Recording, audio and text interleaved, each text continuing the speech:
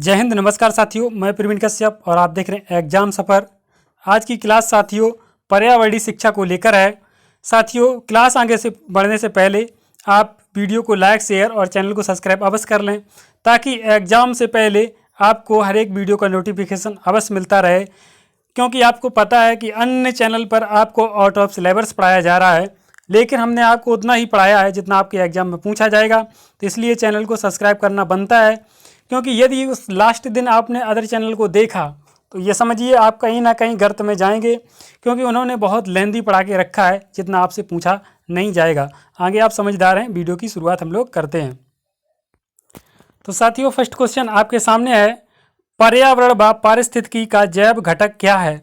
तो पर्यावरण व पारिस्थितिकी का जैव घटक जो है वो वनस्पति है। क्या है? वनस्पति, यानी कि द ऑप्शन करेक्ट हो जाएगा। अगला साथियों क्वेश्चन है, पर्यावरण एवं पारिस्थितिकी का भौतिक घटक क्या है? तो इसका भौतिक घटक जो है प्रवाहित जल हो जाएगा। क्या हो जाएगा? प्रवाहित जल हो जाएगा। जबकि आपका जैविक घटक क्या है? वनस्पति। ठीक है साथियों, दोनों में अंतर बखूबी आप समझ गए होंगे। अगला क्वेश्चन साथियों कह रहे हैं, इकोलॉजी यानी कि पारिस्थितिकी शब्द का सर्वप्रथम प्रयोग किसने किया था? तो ये आपके करने वाले थे टॉन्सले। कौन थे? टॉन्सले, यानी कि बी ऑप्शन करेक्ट हो जाएगा। अगला साथियों क्वेश्चन है, प्राकृतिक पारिस्थितिकी तंत्र का उदाहरण क्या है? तो प्राकृतिक पारिस्थितिकी तंत्र का उदाहरण आपका झील है। क्या है? झील भी हो सकता है, यहाँ पर तालाब भी हो सकता है, नदी भी यहाँ पर हो सकता है। अगला साथियों क्वेश्चन आपके सामने है, पारिस्थितिकी तंत्र के जैविक व अजैविक घटकों को कौन जोड़ते हैं? तो पारिस्थितिकी तंत्र के जैविक व अजैविक घटकों को आपके अकार्बनिक पदार्थ जोड़ते हैं। कौन? अकार्बनिक पदार्थ, नॉट कार्बनिक पदार्थ। पर्यावरण शब्द डॉट डॉट भाषा से लिया गया है। तो आपका किस भाषा से लिया गया है? इसके लिए ए ऑप्शन हो जाएगा, फ्रेंच भाषा से लिया गया है। अगले प्यारे साथियों क्वेश्चन है, निम्नलिखित में से कौन सा स्थलमंडल में सबसे बड़ा घटक है? तो स्थलमंडल का कौन सा सबसे बड़ा घटक होगा साथियों? ऑक्सीजन। क्या होगा? ऑक्सीजन। जबकि सिलिकॉन, कार्बन डाइऑक्साइड, एल्यूमिनियम इतना नहीं है। कौन सबसे ज़्यादा है? ऑक्सीजन है। अगला है, इकोसिस्टम की सही परिभाषा क्या है? तो इकोसिस्टम की सही परिभाषा है जीव समुदाय और उसके वातावरण का संतुलित तंत्र। क्या है? जीव समुदाय और उसके वातावरण का संतुलित तंत्र, यानी कि द ऑप्शन करेक्ट हो जाएगा। अगला प्यारे साथियों क्वेश्चन होगा, निम्नलिखित में कौन एक पर्यावरणीय की समस्या नहीं है? तो कौन सी एक पर्यावरणीय समस्या नहीं है साथियों? आपका इसके लिए आंसर होगा ब ऑप्शन, जल का संसाधन। जबकि वनों की कटाई, जल का विनाश यानी कि दुरुपयोग, भूमि अपरदन, ये सब चीज़ें पर्यावरण की समस्या के लिए जिम्मेदार होंगी। लेकिन जल का संरक्षण करना, इसके पर्यावरण को कोई हानि नहीं होगा। खूब पानी को इकट्ठा कीजिए, यानी कि बी ऑप्शन करेक्ट हो जाएगा प्यारे साथियों। अगला क्वेश्चन 10 है, पर्यावरण के अंतर्गत आते हैं। तो पर्यावरण के अंतर्गत क्या आएंगे? पेड़ पौधे, जीव जंतु बिल्कुल आएंगे। रिश्ते नाते, संस्कृति बिल्कुल आएंगे। मकान, सड़कें, पूजा स्थल बिल्कुल आएंगे। इसलिए उपरोक्त सभी के साथ चले जाएंगे। पर्यावरण है क्या? जो हमारे आसपास दिखाई दे रहा है वो सारी चीज़ें क्या हैं? पर्यावरण है। ऐसा हम लोग पढ़ चुके हैं। तो ये सारी चीज़ें हमारे चारों ओर, यानी कि इर्द गिर्द हैं। पर्यावरणीय व पारिस्थितिकी का जैविक घटक क्या है? पर्यावरणीय व पारिस्थितिकी का जैविक घटक क्या है साथियों? इसका आंसर हो जाएगा द वनस्पति। क्या हो जाएगा? वनस्पति होगा। जैविक घटक पूछ रहे हैं आपसे, पहले में भी जैविक घटक पूछ रहे थे।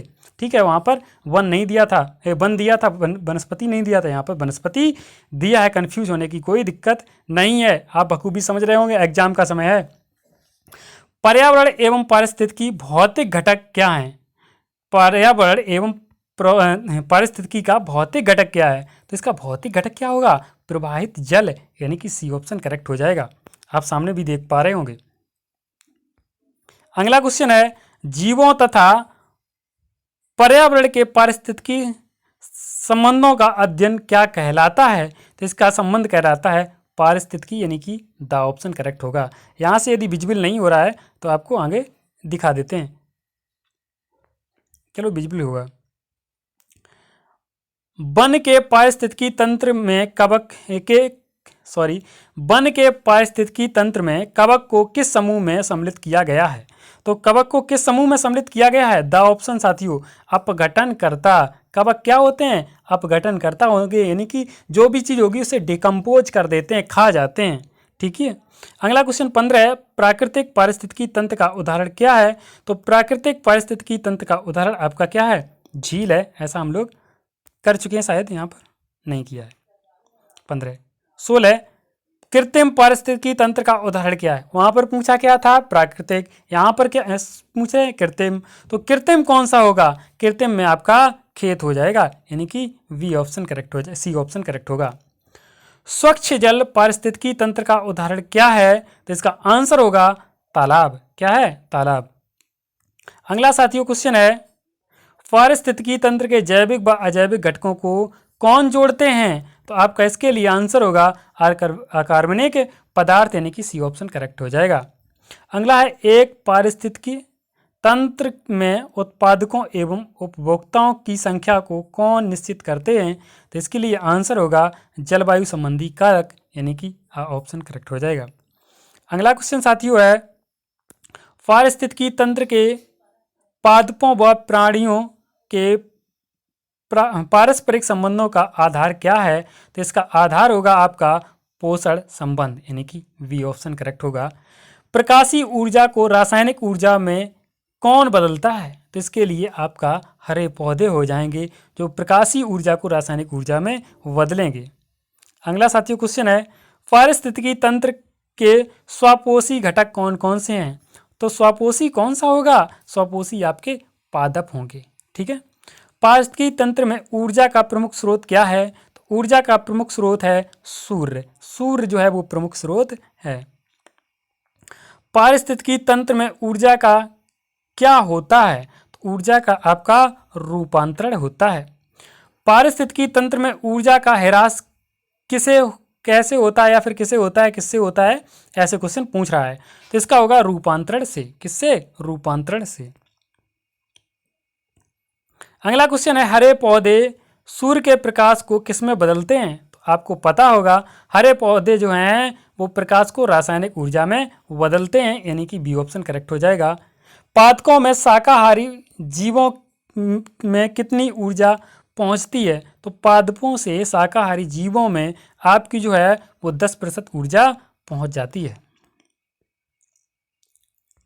पारिस्थितिकी तंत्र में ऊर्जा का प्रवाह सदैव कैसे होता है? तो आपका होगा एकल दिशात्मक, यानी कि एक दिशा में, एक दिवसीय होता है, वन डायरेक्शन।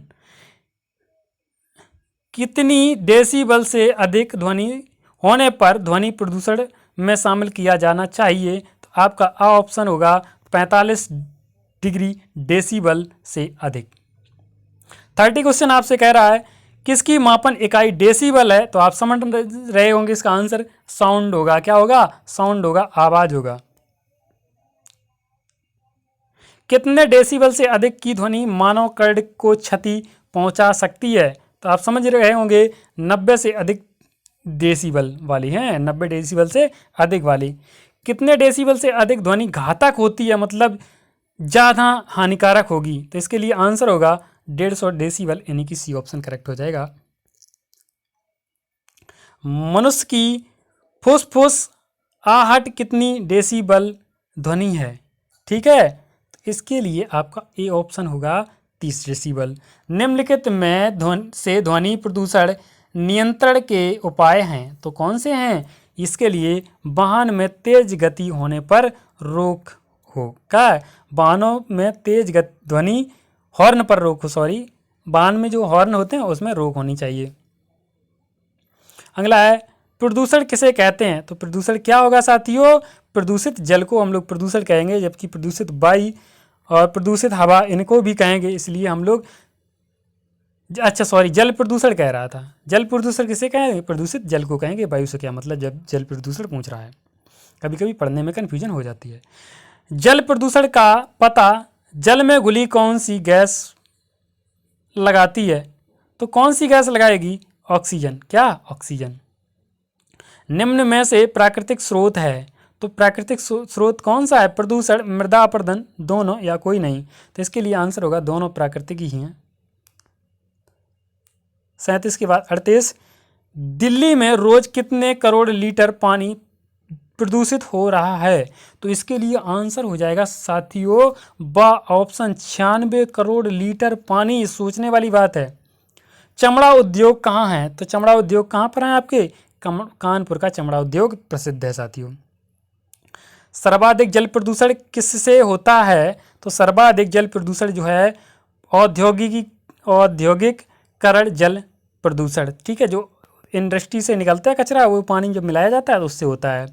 जल प्रदूषण नियंत्रण के उपाय निम्न में से क्या हैं? तो इसके लिए आंसर हो जाएगा गंदा जल नदियों व जलाशयों से में मिलने नहीं दिया जाए, यानी कि पहले फिल्टर करके फिर मिलाया जाए। जल स्रोत में छोड़ा जाना चाहिए, जल स्रोत में छोड़ा जाना चाहिए। कृषि कार्यों में रासायनिक उर्वरक व कीटनाशक अतिशय प्रयोग नहीं करना चाहिए, मतलब बहुत ज़्यादा प्रयोग नहीं करना चाहिए। इसलिए उपरोक्त सभी के साथ चले जाएंगे क्योंकि सारी बातें सही कह रहे हैं। जल प्रदूषण नियंत्रण और निवारण अधिनियम कब बना? तो ये आपका 1974 में बना। निम्न में से समुद्र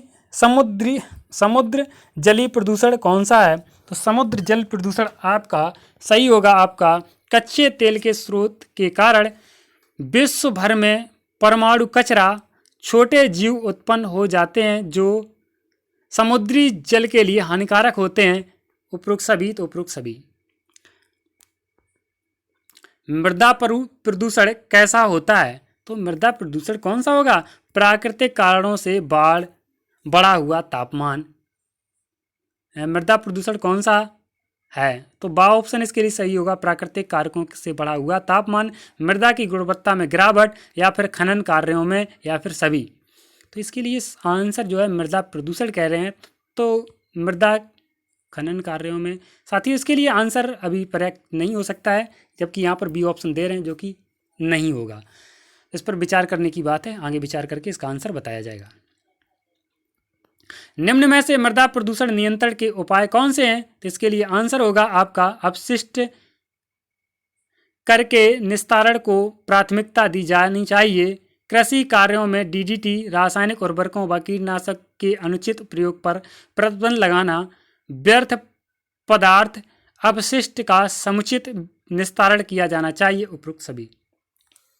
अगला क्वेश्चन है साथियों, परमाणु रिएक्टर के समीपवर्ती क्षेत्रों में रेडियो विकिरण के प्रदूषण को क्या कहते हैं? तो इसके लिए आंसर होगा रेडियोधर्मी प्रदूषण। रेडियोधर्मी प्रदूषण से कौन कौन से रोग होते हैं? तो इसके लिए आंसर होगा सा, यानी कि टीबी और कैंसर दोनों हो जाते हैं। जैव प्रदूषण में कौन से परजीवी निवास करते हैं? तो इसके लिए आंसर हो जाएगा जैव प्रदूषण में जीवाणु निवास करते हैं। वर्तमान में सर्वाधिक कार्बन उत्सर्जन करने वाले देश कौन सा है? तो साथ ही इसके लिए आंसर होगा आपका सा ऑप्शन चीन। समस्या समाधान विधि के आधुनिक जनक हैं, तो इसके लिए आधुनिक जनक होंगे आपके जॉन डीवी। कौन होंगे? John Dewey. तो आज की क्लास को यहीं पर एंड करते हैं।